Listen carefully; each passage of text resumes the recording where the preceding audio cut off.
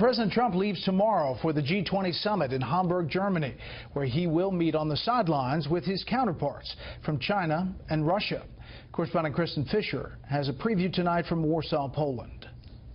President Trump lands in the Polish capital Wednesday, where he'll find an audience that's open to his brand of politics. Poland is a country with a government that's like-minded with Trump. They have a conservative government that's also favored very restrictive immigration policies. But it's also an Eastern European country that exists in the shadow of Russian aggression and has been concerned that the Trump administration isn't fully committed to helping NATO fight it. If NATO countries made their full and complete contributions, then NATO would be even stronger than it is today.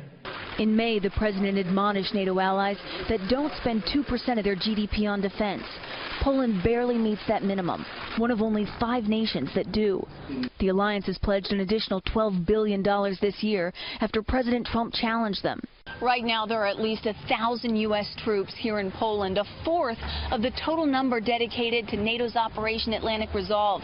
That's the show of force that really ramped up back in 2014 after Russian-backed forces invaded Ukraine. There's also a U.S.-backed missile defense system that's set to go online here sometime next year.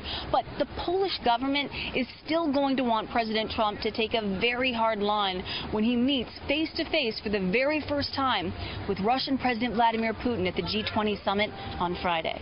He has to choose whether he's going to prioritize the NATO alliance, prioritize transatlantic security and standing with European countries to deter Russia, or prioritize improved relations with Russia. The president may look to improve relations with European allies too, specifically German Chancellor Angela Merkel.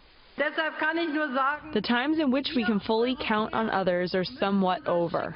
The president and Merkel clashed during their last meetings over trade deficits and the U.S. withdrawal from the Paris Climate Accord. Administration officials have signaled the president is open to renegotiating the climate agreement or starting work on a new one. But it will be the meeting with Putin amid allegations Russia influenced the 2016 U.S. election that will put the president's diplomacy to the test. To the extent that it looks like Trump is too eager to smooth things over with Putin and just cooperate with Russia despite Russian bad behavior, he'll be subject to domestic criticism here at home. And once again balancing his brand of politics with criticism abroad. In Warsaw, Kristen Fisher, Fox News.